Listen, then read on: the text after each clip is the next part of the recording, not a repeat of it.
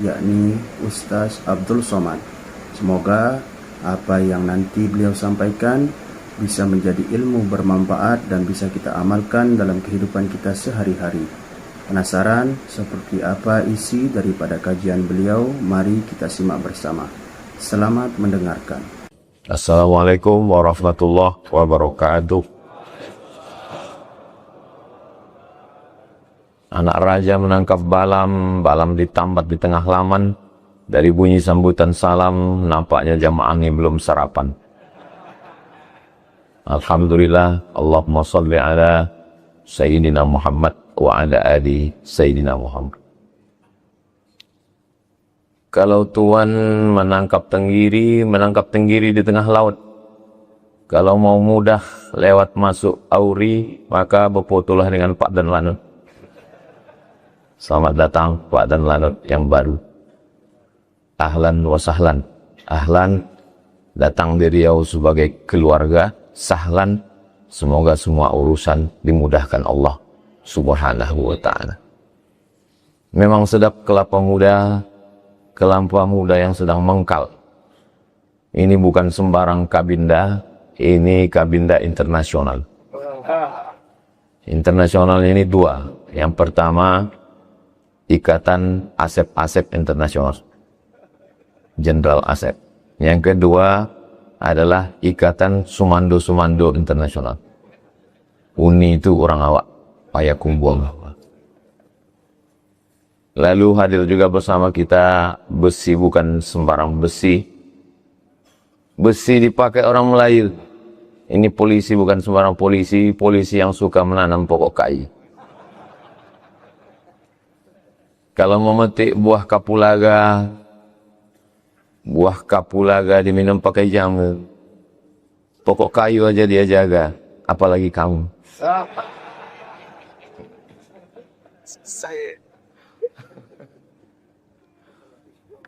Bapak Ibu yang dimuliakan Allah Subhanahu wa taala, hadir juga bersama kita Bapak Ketua Pengadilan Tinggi Agama Pekanbaru.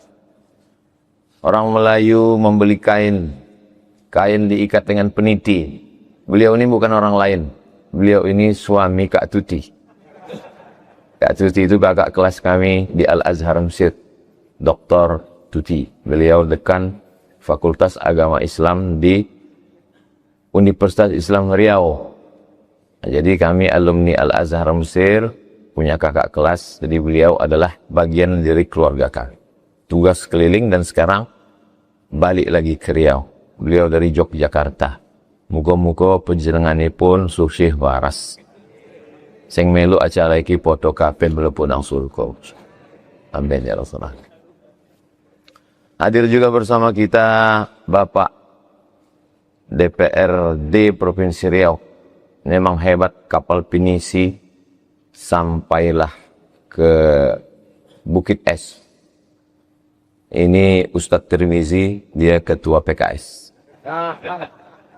Hadirin hadirat, muslimin muslimat, semua yang berhadir ini insya Allah dimuliakan Allah Subhanahu wa ta'ala. Itu maka lama saya ditemenung tadi untuk menghafal pantun. Kita sekarang peringatan tahun baru Hijrah. Nabi tidak pernah memperingati tahun baru Hijrah. Karena Nabi tidak pernah memperingati, maka memperingati tahun baru Hijrah itu adalah bid'ah. Karena perbuatan itu bid'ah, maka semua yang melakukannya adalah dolalah, sesat dan masuk neraka. Maka Pemprov ini masuk neraka. Dan yang paling panas nerakanya adalah yang ceramah. Jadi nanti kalau ada ustadz berceramah di masjid Pemprov Riau, masjid Polda, tiba-tiba ada orang yang membaca Quran. Ustadz ceramah dia baca Quran.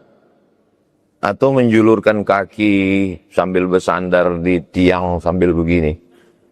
Saya orangnya penasaran, kenapa saya ceramah, dia kok malah baca Quran? Kenapa saya ceramah, dia kok malah menjulurkan kaki seakan-akan menantang? Baru saya paham. Karena dia menganggap saya pelaku bid'ah. Dan pelaku bid'ah itu tidak boleh disalami, tidak boleh disahabati, tidak boleh direspon. Karena kaedah yang mereka pakai, man lam yubaddi' al-mubtadi' fahuwa mubtadi'. Siapa yang tidak membid'ahkan pelaku bid'ah, maka dia adalah pelaku bid'ah. Ini adalah cikal bakal pemikiran radikal. Cikal bakal pemikiran anti toleransi. Karena menurut mereka, yang tidak sepemikiran dengan dia, yang tidak sama dengan pemikiran gurunya adalah pelaku bid'ah. Maulid Nabi, bid'ah. Isra Mi'raj, bid'ah. Nuzul Quran, bid'ah. 1 Muharram, bid'ah. Acara haul, bid'ah. Jadi saya ini, somat bid'ah, somat bid'ah, somat bid'ah, somat bid'ah, somat bid'ah. Jadi jangan heran kalau saya misalnya dicaci maki, di gambar saya, di wajah saya dikali, lalu ditulis UAS, Ustadz Ahli Subhat. Faham? Karena dia menganggap saya pelaku bid'ah. Dan semua kabupaten kota di Indonesia ini punya namanya PHBI, Panitia Hari Besar Islam. Dan setiap panitia Hari Besar Islam itu, gubernur, wali kota pasti memberikan sambutan. Berarti semua gubernur, wali kota, presiden itu pelaku bid'ah. Dan kalau bid'ah berarti dolalah. Kalau dolalah berarti finnar, masuk neraka. Mungkin itu sebabnya gubernur takut hadir subuh. Setitik demi setitik, lama-lama tinggi menjulang. Semalam gubernur bersuntik, biusnya belum hilang. Flu beliau. Karena mengurus Riau ini bolak-balik, pagi pergi Jakarta, pulang sore, badan itu tak kuat. Suntik, kita doakan sehat. Karena beliau punya program, diwakili oleh Pak Sekda. Kalau Tuan pergi ke kali, jangan lupa memetik jamur. Kalau selalu mewakili, lama-lama bisa jadi gubernur. Mungkin sekarang pantun ini tak terlalu penting. Tapi 10 tahun lagi bisa jadi penting. Bapak Ibu yang dimuliakan Allah Subhanahu wa ta'ala. Nah, megawat kata Pak Sik. Apakah memperingati satu momen itu bid'ah? Simpel sekali cara berpikirnya. Kalau tidak dibuat Nabi, bid'ah. Maulid Nabi, Isra Mi'raj, Nuzul Quran, haul tidak dibuat Nabi. Bid'ah, bid'ah, bid'ah, bid'ah. Itu fitnah Ustaz Somad aja tuh. Buktinya kami kemarin bisa akrab. Itu namanya taqiyah. Taqiyah itu pura-pura. Tapi sebenarnya dalam hati tetap menuduh kamu pelaku bid'ah. Apakah Nabi pernah memperingati suatu momen? Kemarin tanggal 10 Muharram kita puasa. Yang puasa-puasa, yang tak puasa jangan malu. Kemarin 10 Muharram kita puasa. Ibu-ibu kemarin 10 Muharram puasa. Kenapa saya tanya ibu? Karena memang yang rajin ibu-ibu. Bapak-bapak kalau diajak puasa, kau aja yang masuk surga. Kau kan ngasih sapaan aku nanti. Ibu kemarin puasa 10 Muharram itu kenapa? Ibu puasa, kalau saya nanya ya Bu, kalau saya nanya, jangan tertekan, jangan stres. Karena saya ini kalau ceramah, nanya, itu nanti saya jawab sendiri. Ibu kemarin 10 Muharram puasa. Kenapa ibu puasa? Karena bersyukur pada Allah. Bersyukur pada Allah kenapa? Karena Allah menyelamatkan Nabi Musa dan menenggelamkan Fir'aun. Nabi Musa ditenggelamkan di Laut Merah, Fir'aun tenggelam, Nabi Musa selamat. Itu peristiwanya 3.000 tahun yang lalu. 3.000 tahun yang lalu. Tapi diulang terus setiap tahun. Setiap tanggal 10 kita puasa. Itulah dalil boleh memperingati suatu momen diulang terus setiap tahun. Walaupun peristiwanya terjadi hanya sekali. Peristiwa tenggelamnya Fir'aun itu kan sekali. Peristiwa selamatnya Nabi Musa itu kan sekali. Tapi diulang tiap tahun karena syukur kepada Allah. Kalau selamatnya Nabi Musa kita boleh peringati tiap tahun bersyukur pada Allah, maka selamatnya Nabi Muhammad hijrah juga diulang tiap tahun sebagai syukur kepada Allah Subhanahu wa taala. Cara pengambilan dalil itu bukan saya, ya, itu akal-akalan Abdul Somad, bukan saya. Itu pengambilan dalilnya ulama besar namanya Al-Hafiz Ibnu Hajar Al-Asqalani. Dalam kitab Al-Hawi Al-Fatawi dikutip oleh Al-Hafiz Jalaluddin Abdurrahman As-Suyuti. Kira-kira yang saya sampaikan ini bisa dipahami atau tidak? Biasa kadang pagi-pagi gini susah nangkap memang. Saya ulang sekali lagi. Bahwa memperingati satu momen yang terjadi sekali boleh diperingati berkali-kali setiap tahun sebagai ungkapan syukur kepada Allah. Oh, kalau begitu ada dalilnya Pak Ustaz? Ada. Tapi kenapa mereka? Kalau galah panjang sejengkal, jangan laut hendak diukur. Nggak sampai akalnya ke situ. Jadi kita jangan ikut-ikutan. Kadang kita ini ngaji tidak mau. Pertama ketika dibid'ahkan, Maulid Nabi bid'ah, Satu Muharram bid'ah, Nuzul Quran bid'ah. Pertama ngelawan. Lama-lama, iya juga ya. Lama-lama menyalahkan orang lain. Saya tidak akan pernah bosan menyampaikan ini. Kenapa? Selama mereka tidak pernah bosan membid'ahkan, maka kita pun juga tidak pernah bosan. Bapak, Ibu, Kepala Kantor, Kepala Dinas, Kepala Badan, Bapak Sekda, Bapak Kapolda, Bapak Kabinda, Bapak dan Lanut, nggak usah menjelaskan ini pakai ceramah. Ini berat, biar aku aja. Kalian nggak usah jelaskan ini pakai ceramah. Cukup kalian buat aja di kantor kalian. Maulid Nabi buat, Isra Mi'raj buat, Nuzul Quran buat, acara haul buat, Satu Muharram buat, 17 Ramadan Nuzul Quran buat, halal bihalal buat. Jadi masalah membid'ahkan ini tergantung kalau dibuat terus, lama-lama yang membid'ahkan itu capek sendiri. Pertama-pertama memang suaranya kuat, bid'ah, lama-lama bid'ah, bid'ah. Apalagi kalau yang membuat polisi sama Kabinda sama dan Lanut. Mana berani dia membid'ahkan? Cabut pistol. Kau bid'ah kan, aku lutup kan pun sembuh. Ustaz Somad berani kau bid'ahkan, karena dia tak ada pistol besi, pistol air yang ada sama dia.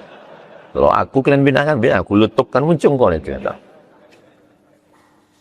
Kadang orang ini kalau tak diajari, nggak tahu dia cara menggunakan pistol ini. Kita yang ngajari mereka. Bapak Ibu yang dimuliakan Allah Subhanahu wa taala. Tidak semua kalau berbeda dengan kita bid'ah, tidak begitu. Imam Syafi'i berkunut subuh. Imam Syafi'i itu berkunut subuh sampai meninggal. Imam Hambali tidak berkunut subuh. Tapi Imam Hambali tidak pernah sekalipun membid'ahkan Imam Syafi'i. Carikan saya satu lafaz Imam Hambali membid'ahkan Imam Syafi'i. Tunjukkan sama saya. Enggak pernah. Kenapa Imam Hambali tidak membid'ahkan Imam Syafi'i? Karena Imam Syafi'i gurunya Imam Hambali. Imam Hambali itu berguru pada Imam Syafi'i. Sampai-sampai Imam Hambali itu mengaku, apa kata Imam Hambali? Da'autu lisyafi'i fi salati arba'ina sana. Saya mendoakan Imam Syafi'i 40 tahun. Fi salati, dalam salat saya. Bunyi doanya apa? Rabbil firli wali walidayya wali Muhammad bin Idris Asy-Syafi'i. Lihat dalam kitab Manaqib Imam Syafi'i. Ya Allah, ampunkan aku, ampunkan dosaku, ampunkan dosa ibu bapakku, dan ampunkan dosa Imam Syafi'i. 40 tahun.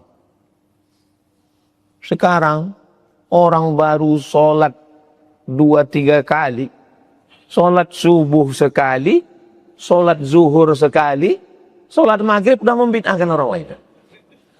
Yang dibid'ahkan amalan orang di Masjid An-Nur. Orang belajar di Makkah berpuluh tahun, ini baru umroh 4 hari di Makkah, 3 hari di Madinah. Balik-balik sudah membid'ahkan amalan Masjid An-Nur. Allahumma hdina fi man hadait, wa'afina fi man afait. Ini saya lihat Masjid An-Nur ini sholat subuhnya bid'ah. Kata yang tak pernah sholat subuh, untung aku tak sholat subuh. Berkelailah di dalam masjid. Yang satu mengatakan, sholat subuh ini tidak ada kunut subuhnya. Yang satu mengatakan, sholat subuh ini mesti pakai kunut subuh. Kalau tidak pakai kunut subuh, maka dia mesti sujud sahwi karena lupa. Yang satu mengatakan, sholat subuh itu tidak pakai kunut subuh. Karena kunut subuh itu bid'ah. Akhirnya hampir berantem orang dalam masjid. Datang seorang pemuda. Dia jelaskan, yang sholat subuh pakai kunut subuh itu mazhab Syafi'i. Yang tidak pakai kunut subuh mazhab Hambali. Itu di Makkah Madinah kok nggak pakai kunut subuh? Karena Saudi Arabia King Abdul Aziz mazhabnya Hambali. Maka mereka tidak pakai kunut subuh. Indonesia mazhabnya Syafi'i, maka pakai kunut subuh. Terus kita bagaimana? Ikut saja imam. Kalau imamnya kunut subuh, kita ikut. Kalau imamnya enggak kunut subuh, kita pun ikut. Akhirnya enggak jadi kelahi di masjid. Siapa yang menjelaskan itu? Anggota kepolisian.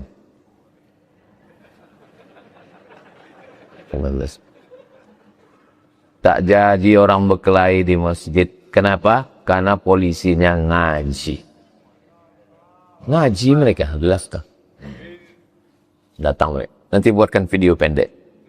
Buatkan video pendek, masjid sedang berkelahi. Tiba-tiba datang orang polisi. Kenapa berkelahi ini? Karena mari saya jelaskan ya. Mari saya jelaskan, habis itu dicabutnya pistolnya. Berkelahi, kalian ku tembak kalian sekalian. Mau kalian ku cubit ginjal kalian. Tidak semuanya diselesaikan pakai kekerasan. Tidak semuanya diselesaikan pakai besi. Bisa diselesaikan dengan dalil-dalil. Kalau tak selesai juga, apa boleh buat? Cabut. Karena apa? Nah, ini ngaji kita ini menunggu matahari terbit. Nanti matahari terbit, kita sholat sunat isyraq 2 rakaat.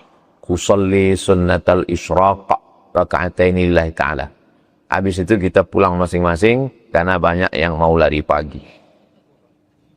Laki-laki yang lari pagi itu ada 3 alasan. Yang pertama karena mau sehat, membakar karbohidrat. Yang kedua karena lari dari istri. Yang ketiga supaya mudah lari dari kenyataan. Pelajaran dari hijrah ini, insya Allah subuh ini saya mau jelaskan ada 5 pelajaran dari hijrah. Ibu-ibu masih siap? Kira-kira 5 ini bisa diingat? Belum saya sampaikan. Yang pertama, yang menemani Nabi di tempat tidur namanya Ali bin Abi Thalib. Yang menemani di atas Jabal Nur, Jabal Sur, namanya Abu Bakar Siddiq. Yang membawa makanan namanya Asma binti Abi Bakar. Yang membawa berita update namanya Abdullah bin Abi Bakar. Yang pura-pura ngangon kambing tapi memata-matai di atas, itu namanya Amir bin Fuhairah. Yang menjadi guide penunjuk jalan namanya Ibnu Uraitid. Pelajaran yang pertama adalah, kalau bahasa kampung kita, the right man on the right job. Menempatkan orang di tempat yang tepat. Jadi Pak Gubernur, letakkan orang yang tepat di kantor-kantor dinas gini. Jangan salah orang. Ada lagunya, kamu salah orang. Kalau salah meletakkan orang mengecor ini, salah campuran semen, batu, kerikil, hancur masjid ini. Alhamdulillah masjid ini sudah cantik.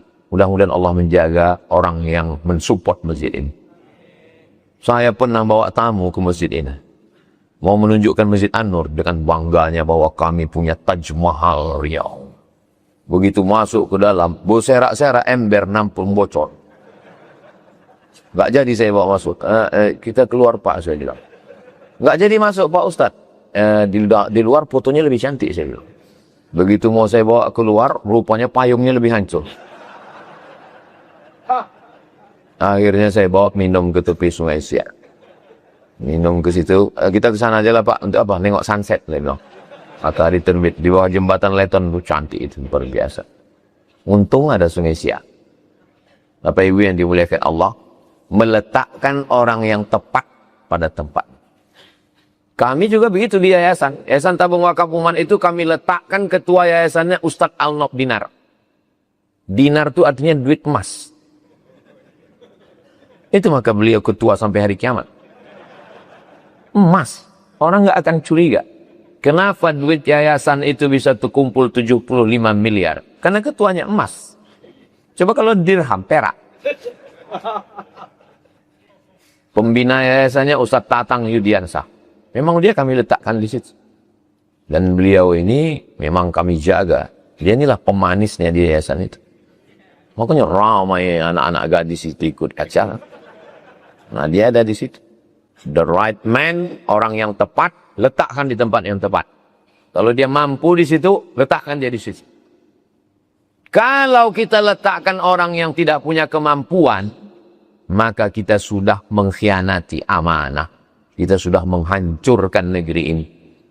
Makanya orang-orang yang berani, orang-orang yang bisa bersinergi, letakkan untuk mengembalikan hutan lindung Tesonilo. Mudah-mudahan kembali hutan Riau, insya Allah. Saya biji mata saya dulu masih menengok burung kuau. Burung kuau asli punya Riau. Biji mata saya ini masih menengok ikan toman sebesar paha panjang 2 meter. Pernah saya menengok. Biji mata saya ini pernah menengok batang kayu gaharu yang ditakik. Di dalamnya masih ada gaharu yang hitam. Sekarang itu kalau diceritakan ke anak kita, nggak nampaknya lagi. Kuau almarhumah kuau. Batang kayu gaharu sudah tak ada lagi, berubah menjadi pohon sawit. Tapi insya Allah kayu gaharu-gaharu yang kemarin kita tanam itu, menanam penanaman pohon kayu gaharu. Apa yang saya pikirkan waktu menanam kayu gaharu? Yang saya pikirkan, waktu panen gaharu ini aku masih hidup atau tidak? Tapi kita tidak berpikir untuk kita, berpikir untuk anak-anak kita. Letakkan orang yang tepat, maka insya Allah dia akan jaga alam semesta. Itu pelajaran dari hijrah Nabi Muhammad sallallahu alaihi wasallam. Berapa orang tadi? 6. Sayyidina Ali tidur tempat tidur Nabi. Abu Bakar Siddiq naik ke atas. Yang ngasih makanan Asma. Yang membawa berita Abdullah. Yang pura-pura mengembala kambing di bawah, memata-matai siapa yang naik ke atas. Mungkin ini orang Kabinda juga. Amir bin Fuhairah. Yang menunjuk jalan, siapa yang tahu gaib penunjuk jalan? Ibnu Uraitik. 6 orang penting dalam peristiwa hijrah Nabi Muhammad SAW. Tolong dengan baik-baik yang nama 6 ini, karena mungkin ini akan keluar dalam UAS ujian akhir semester. Pelajaran yang kedua, bahwa hijrah itu berstrategi. Sekarang orang tak ada strategi. Jangan bayangkan hijrah itu, Bismillahirrahmanirrahim, Allah, la haula wa la quwata illa billah. Apa yang terjadi, terjadilah. Oh, tak bisa begitu. Pak Sekda berstrategi. Bagaimana strategi kita ke depan? Dulu ada namanya Repelita Rencana Pembangunan 5 tahun.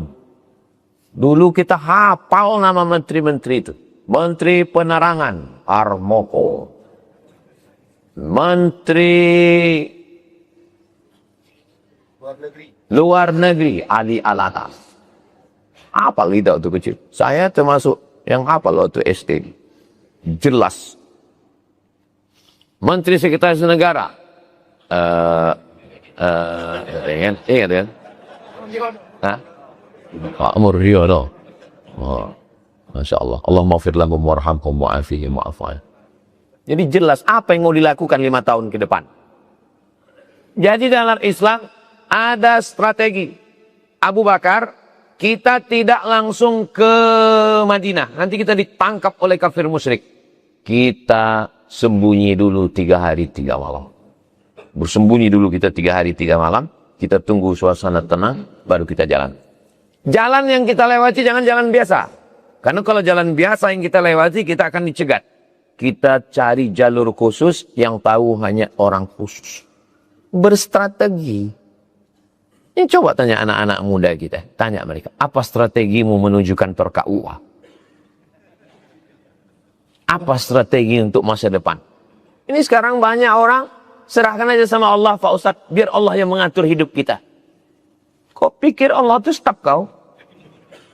Allah subhanahu wa ta'ala akan memberikan jalan kalau kamu punya strategi yang baik. Al-haqqu bila nizam yaghlibuhul batil bin nizam. Kebenaran, kalau tidak ditata dengan manajemen dan strategi yang baik, dia akan dikalahkan oleh kebatilan, tapi dengan strategi yang baik. Ini yang terjadi sekarang. Yahudi itu batil. Yahudi itu bohong. Pendiri negara Yahudi, ateis, tidak percaya sama Tuhan. Tapi berstrategi mengalahkan 22 negara Arab yang beragama Islam. Innad dina indallahil Islam. Jangan katakan Allah tidak tolong kita. Kenapa Allah tidak menolong kita, Pak Ustadz? Allah menolong orang yang berstrategi. Yayasan Tabung Wakaf Umat strateginya jelas. Langkah strategi pertama, mengumpulkan orang-orang Riau yang kaya-kaya, mendatangi rumahnya, cerita mati. Itu kami dengan Ustaz Alam dulu.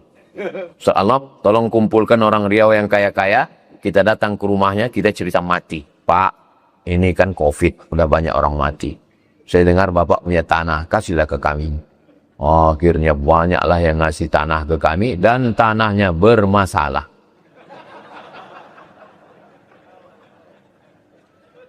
Alhamdulillah, ada satu tanah yang tak bermasalah. Itulah nanti yang nanti sore akan kita kunjungi, Pak, di Palas. Tanah itu simpang bingung, belok kiri, masuk ke dalam. Saya pun pertama kali dikasih Pak Edward melalui Ustadz Zul Ikrami, ragu. Rupanya kita kalau udah sering kena masalah ini, trauma kita. Asal nampak orang ngasih tanah, macam bermasalah muka Bapak. Alhamdulillah dapat. Kami berstrategi. Strategi kami apa? Dapat tanah. Habis tanah apa? Bangunan. Habis bangunan apa? Lanjut lagi. Sekarang sudah Nurul Azhar 2. Nurul Azhar Bagan Benio, Nurul Azhar Indragiri Hulu. Strategi kami jelas. Strategi kami ingin supaya anak-anak Riau dapat pendidikan yang baik. Tentu sesuai dengan kemampuan kami. Sebetulnya, masyarakat ini mau ngasih duit. Kalau ada yang mengatakan pelit. Enggak. Itu 75 miliar terkumpul. Tapi kami membuat kesepakatan. Fakta integritas. Yang megang duit Ustadz Noki. Sengaja Ustadz Noki ini disuruh megang duit karena dia Bank Riau Kepri. Banyak duitnya. Walaupun duit perang. Tanda tangan. Dan saya sejak yayasan itu berdiri tanggal 6 bulan 6 2020 sampai sekarang 2025 tidak pernah mengambil duit yayasan seperak haram, tak pernah. Ketua, sekretaris, bendahara, pembina tidak digaji. Sampai sekarang. Malah kami yang membuat program 20 jam. Ini program 20 jam setiap hari Jumat, Sabtu pekan kedua. Dari mulai pagi Jumat, siang Jumat, malam Jumat, pagi Sabtu, malam Sabtu, subuh Sabtu. Itu semua duit yang terkumpul, itu masuk ke yayasan. Ini perlu saya jelaskan. Jangan nanti saya pakai mobil baru, pakai duit yayasan. Memang mobil yayasan. Itu mobil yang parkir di belakang itu. Itu mobil yayasan. Dipakai untuk program kajian-kajian. Ini saya jelaskan supaya apa? Jangan ada dusta di antara kita. Kalau ada yang mengatakan masyarakat ini pelit, tak mau keluar duit, terkumpul. Yang penting berstrategi, terkumpul duit. 75 miliar selama 5 tahun. Itu kalau dibelikan ke cendol, penuh Sungai Siak secendol. Bapak Ibu yang dimuliakan Allah Subhanahu wa taala. berstrategi. 3. Ketika hijrah itu sedang susah, disitulah nampak teman sejati. Teman ketawa banyak, teman menangis sedikit. Ketika kau menang, kau punya kawan. Ketika kau kalah, kau punya teman sejati. Nabi Muhammad SAW ketika sedang susah gitu, berdua di dalam Jabal Sur. Diabadikan dalam Al-Quran. Idhuma fil ghari, ketika mereka berdua di dalam gua Hira, di dalam gua Sur. Idh yaqulu li sahibihi, ketika dia berkata kepada sahabatnya, la tahzan, jangan sedih, jangan takut, innallaha ma'i. Nabi mau masuk ke dalam gua. Pas Nabi mau masuk ke dalam gua, ditahan sama Abu Bakar Siddiq. Jangan masuk ya Rasulullah, biar aku dulu masuk ke dalam. Gelap, tengah malam, tak ada obor, tak ada lampu. Andai ada singa di dalam, Abu Bakar mati ditelan bulat-bulat. Andai ada ular di dalam, meninggal Abu Bakar Siddiq. Nyawa dia kasihkan. Itulah kenapa nama dia ditulis di sini. Iya, Umar. Abu Bakar. Umar. Kenapa ditulis di mimbar ini Abu Bakar Umar? Karena ada aliran yang memaki-maki Abu Bakar dan Umar. Siapa dia? Syiah. Syiah tiap hari memaki-maki Abu Bakar Umar karena mereka menganggap Abu Bakar dan Umar merampas kekuasaan Ali. Maka orang Riau mau menunjukkan bahwa kami bukan Syiah, kami Ahlus Sunnah. Maka dituliskannya di mimbarnya Abu Bakar dan Umar. Tengok nanti Masjid Polda, ada tidak tulisan Abu Bakar dan Umar?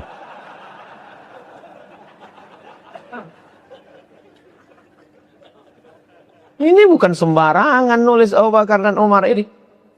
Dan dalam lisannya diucapkan, Al-Khalifatul Awwal Sayyiduna Abu Bakrin Siddiq. Radhiyallahu anhu. Belum pernah lagi protokol menyebut. Berikut ini mari kita dengarkan tausiah yang akan disampaikan oleh Ustaz Abdul Somad. Tiba-tiba semua jamaah radhiyallahu anhu. Belum sampai kau ke level itu. Kenapa Abu Bakar ini punya derajat radhiyallahu anhu? Nyawa dia kasih. Jangan masuk ya Rasulullah, biar aku masuk dalam. Andai sayalah yang bersama Nabi malam itu, saya bilang, ya Rasulullah, masuklah duluan. Silakan Rasulullah. Engkau kan dijaga Allah. Kalau ada apa-apa kan ada Mikail, ada Israfil, ada Israel. Aku, siapa yang ngawal aku? Jangan kan polisi, Satpol PP pun tak ada. Ya? Makanya kita ini nggak ada apa-apanya dengan Abu Bakar dan Umar radhiyallahu anhuma. Masuk Abu Bakar Siddiq, setelah diceknya, diperiksanya aman di dalam, rupanya ada lubang, berlubang tanah di dalam itu. Duduk dia di lubang itu, dijulurkannya kakinya selonjoran, Nabi tidur di paha. Tidur. Saya, seakrab-akrab saya dengan Ustadz Almob, belum pernah saya tidur di paha.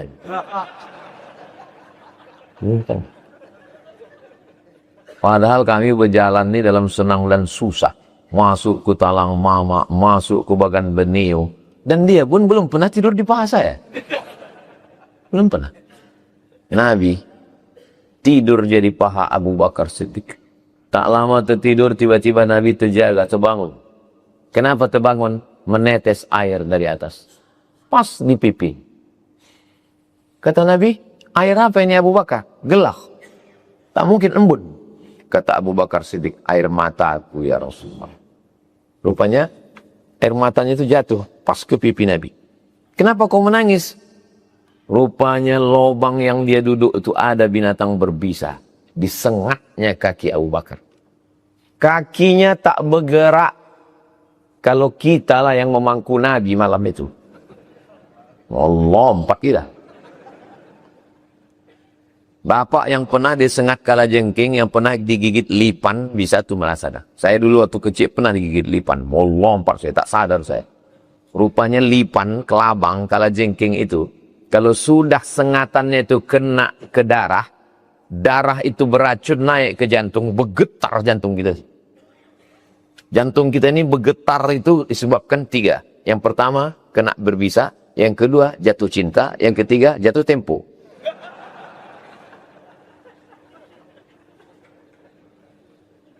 Begitulah. Kalau kita belum pernah susah, kita belum punya teman sejati. Saya yakin Pak Herimen, Pak Jenderal Asep, Bapak dan Langun, Bapak Sekda, dalam perjalanan hidup kalian pasti pernah mengalami dipukul ombak di empas gelombang. Kadang ombak ini membuat kita tinggi menjulang. Kadang membuat kita jatuh berkeping. Tapi di saat jatuh kita punya teman sejati. Jangan lupakan teman sejati. Teman sejati saya 4. Teman saya waktu di UIN, teman saya waktu di Al-Azhar, teman saya pulang berdakwah di Riau, dan tim UAS. Keempat-empatnya ini kami ikat Yayasan Tabung Wakaf Umat. Gambarnya gambar pucuk hijau. Kenapa? Batangnya sudah kena potong, daunnya sudah kena bakar, tapi masih ada tunas hijau yang perlu dijaga. Tunas hijau ini jangan sangka tak ada yang mau makannya. Ada. Siapa dia? Ulat yang mengejar tunas hijau. Apa kata ulat? Pucuk, pucuk, pucuk. Oh, mati.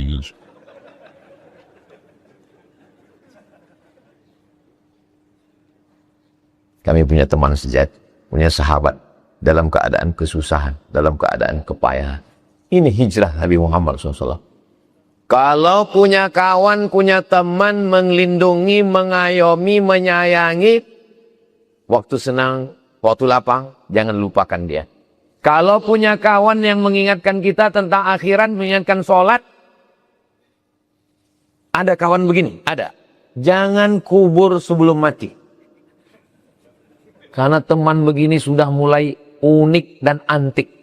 Mereka ini makhluk-makhluk hampir punah, mesti dibudidayakan.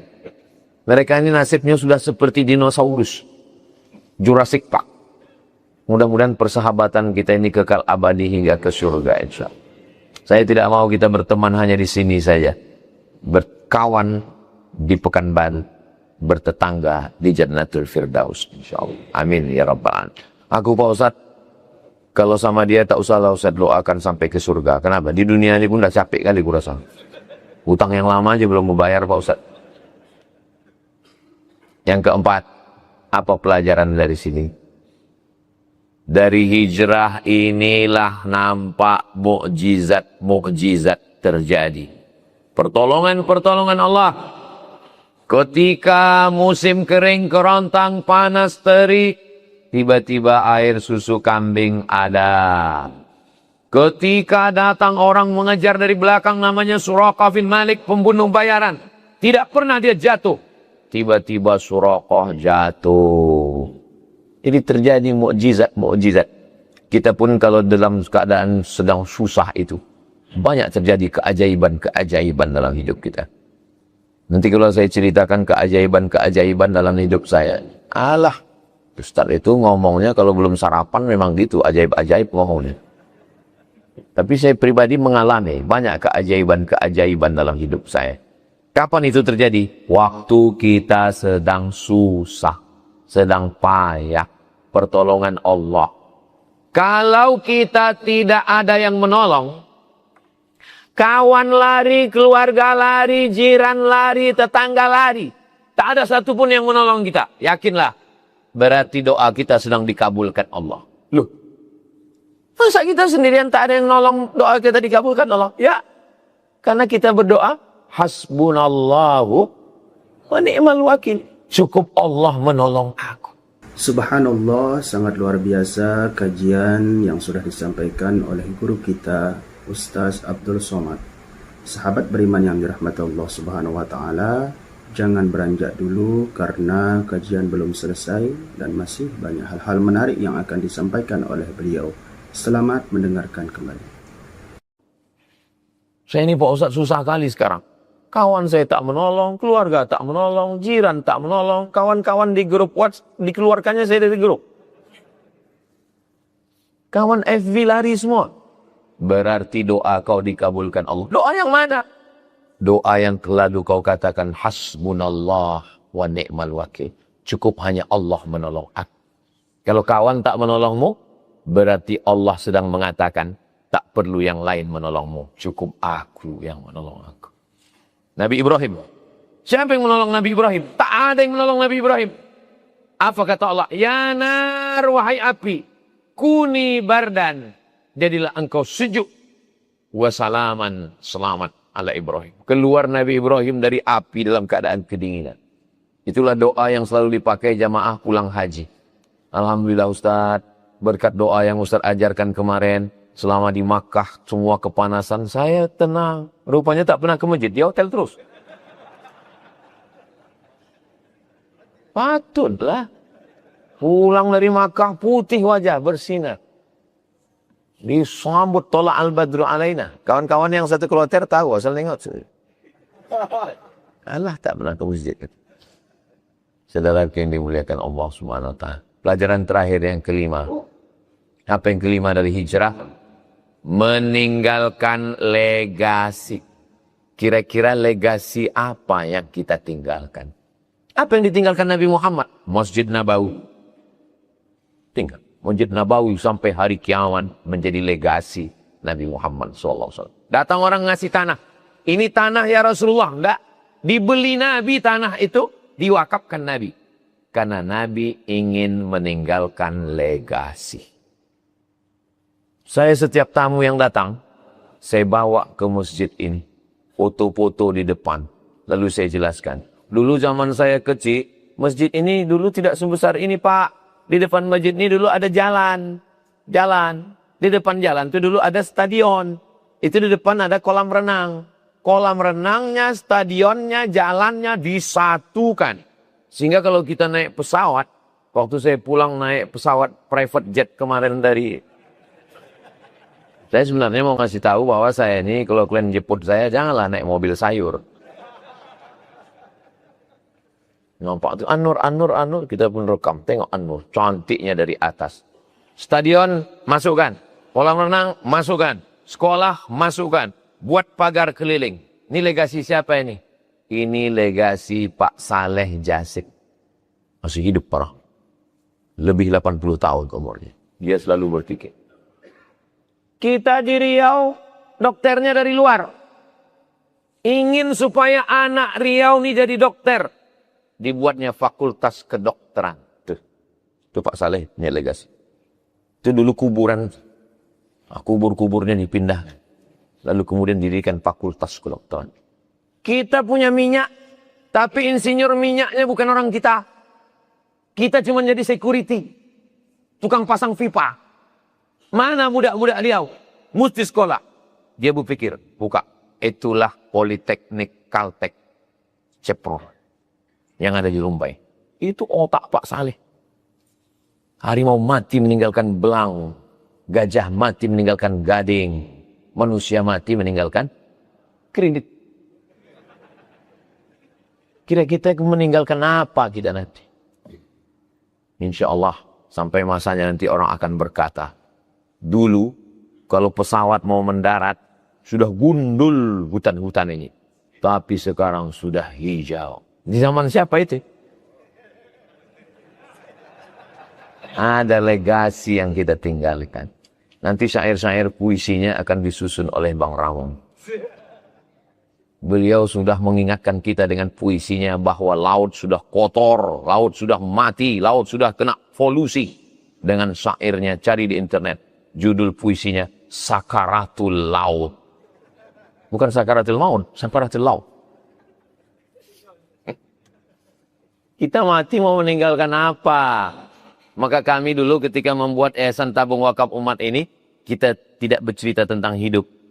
Kita ingin nanti mati meninggalkan apa Ustaz Al-Nof? Kita udah bertahun-tahun ceramah, masjid sana, masjid Ar-Rahman, masjid Agung, masjid Raya, masjid sana. Terus nanti kalau kita mati meninggalkan apa?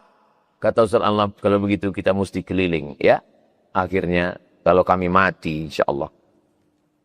Ustaz Alnob, Ustaz Noki, kalau aku mati, tolong kalian jangan datang. Kenapa? Karena tanganku tak bisa menghapus air mata. Tapi kalau ditengok dari tahun lahir, antara saya dengan mereka, kelihatannya saya lebih dulu. Karena mereka ini muda-muda lagi. Kalau ditengok antara saya dengan mereka, saya ini lebih dulu. Maksudnya, saya lebih dulu mengiring jenazah mereka. Ya serius sekali. Itu kalau lihat cerita mati ini bawaannya. Bapak Ibu yang dimuliakan Allah. Apa kata saya ke Ustaz Tatang? Saya mau di akhir tua kita, suara udah tak menggelegar lagi, mimbar sudah tak bisa kita naiki lagi, tak bisa lagi berdiri tablik akbar. Kita di hari tua mengajar santri pagi, mengulangkan hafalannya. Judulnya apa? Menua bersama. Saya ingin tua bersama kalian, guys. Ada sesuatu yang kita tinggalkan. Kalau kita bukan penghafal Quran, kita bukan ulama, kita tinggalkan anak-anak penghafal Quran. Setahun 25 orang. 25 orang di Palas, 25 SMP 75. 25 SMA 75. 75 150 di Palas, laki-laki. Yang di Rimbo Panjang, 25 75 150. Setahun. Dari mana Ustaz dapat duit? Naik helikopter lah kita dari Pekanbaru ke Tembilahan. Tengok di bawah, hijau semua. Pohon apa itu? Sawit. Sebatang pun tak ada punya kita. Apalah salahnya? Berapa luas sawit di Riau ini? 3 juta hektar. Berapa yang terdaftar? 1,2 hektar. Lalu yang 2,8? Yang 2,8 itu siluman hantu. Padahal, insya Allah, dengan Satgas ini turun, bisa ini ditarik. Satgas gabungan ditarikin. Yang sekian juta hektar ini ditarik, karena ini sudah mengambil hutan ulayat, hutan lindung milik masyarakat, tertibkan. Dulu yang izin-izinnya 100, jangan sampai 200. Tentukan titik koordinat. Yang berlebih, ambil. Terus, bagikan 100 hektar ke Yayasan Tabung Wakaf. Setuju? Ah, dah, setuju orang ini semua. Bukan untuk kami. Kami ini apalah? Hidup ini kan cuma makan pakai. Hidup ini bukan banyak. Makan pakai, stroke, mati. Bukan banyak makan. Apalagi macam saya. Saya ini makan bukan banyak. Saudara yang dimuliakan Allah Subhanahu wa Ta'ala. Coba fikirkan nanti kita meninggalkan apa setelah kematian. Itulah 5 poin dari hijrah Nabi Muhammad sallallahu alaihi wasallam. Sampai sudah waktu salat sunat Isyraq, saya ucapkan tahniah, selamat tahun baru hijrah 1447. Mudah-mudahan tahun ini lebih baik daripada tahun kemarin. Allah menjaga Riau, menjaga Indonesia, baldatun thayyibatun wa rabbun ghafur. Terima kasih segala perhatian. Mohon maaf segala kesilapan dan kekhilapan. Menangkap puyuh di Bukit Selasi. Thank you dan terima kasih. Wassalamualaikum warahmatullahi wabarakatuh. Alhamdulillahirabbil alamin. Demikianlah kajian penuh ilmu, hikmah dan manfaat yang sudah disampaikan oleh guru kita Ustaz Abdul Somad. Sahabat beriman yang dirahmati Allah Subhanahu wa Ta'ala, mari kita doakan beliau mudah-mudahan diberikan kesehatan, keafiatan dan dilancarkan segala urusan beliau. Dan pada para sahabat yang sudah menyimak kajian ini sampai selesai, saya ucapkan terima kasih banyak dan saya doakan sahabat semua semoga diberikan kesehatan, keafiatan, dilancarkan segala urusannya dan dimudahkan rezekinya. Amin amin ya rabbal alamin. Sampai berjumpa di kajian-kajian berikutnya. Wabillahi taufiq wal hidayah. Wassalamualaikum warahmatullahi wabarakatuh. Setelah kita mendengarkan bersama kajian dari guru kita Ustaz Abdul Somad, sekarang mari kita lanjutkan aktivitas kita masing-masing. Semoga apa yang sudah disampaikan beliau menjadi ilmu yang bermanfaat dalam kehidupan kita sehari-hari. Selamat beraktivitas kembali buat sahabat semuanya. Sukses selalu. Sampai bertemu lagi di kajian selanjutnya. Wassalamualaikum warahmatullahi wabarakatuh. Assalamualaikum.